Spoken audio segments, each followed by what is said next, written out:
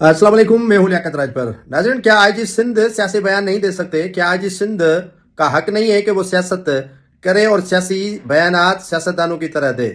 आप पूछेंगे कि सियासत से भला आईजी सिंध जावेद आलम ओडो साहब का क्या ताल्लुक है, क्या वास्ता है? तो मैं आपको बता देता हूं कि उनका सियासत से गहरा ताल्लुक है। सियासतदानों से यही ब्यूरोक्रेट सीखते हैं और उन्हीं के डंगर पर चलते हैं, उन्हीं का दिया हुआ रास्ता चुनते भी हैं और अपनाते भी हैं।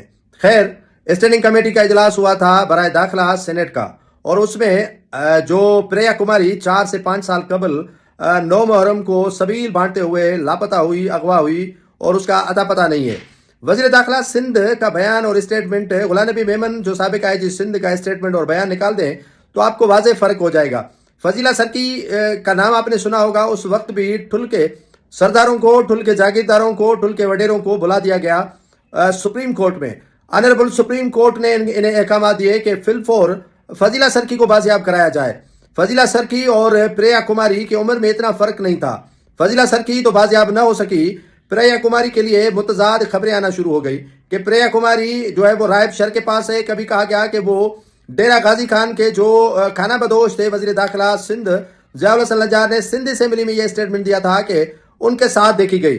अब खाना बदोशों के साथ देखी गई और प्रिया कुमारी के वालिद राजकुमार को टेलीफोन आता है तो उस वक्त के डीआईजी फैसल अब्दुल्ला चाचर साहब कहते हैं कि ऐसी तो कोई बात नहीं है। और जो सखर के एसएसपी इस वक्त भी मौजूद है वो कहते रहे कि ऐसी तो कोई बात नहीं है। और प्रिया कुमारी के वालिद को किसी डाकू ने कोई फोन कॉल नहीं की है तावान के लिए कि अपनी बेटी की खैरियत चाहते हो तो तावान दे दो।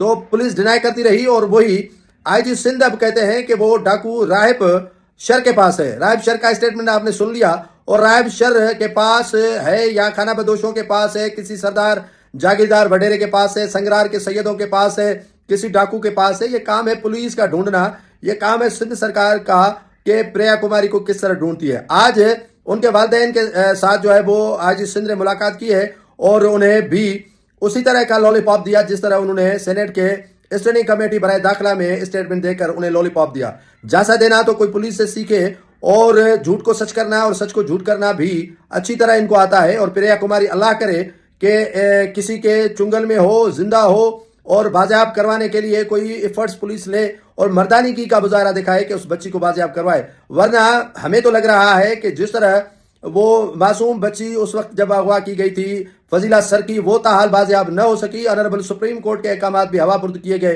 तो लगता यही है कि प्रिया कुमारी भी उसी तरह फाइलों में बंद हो जाएगी और आहिस्ता आहिस्ता उनके वालिदैन भी जो फजीला सरकी है उनके वालिदैन की तरह खामोश हो जाएंगे बेचारे।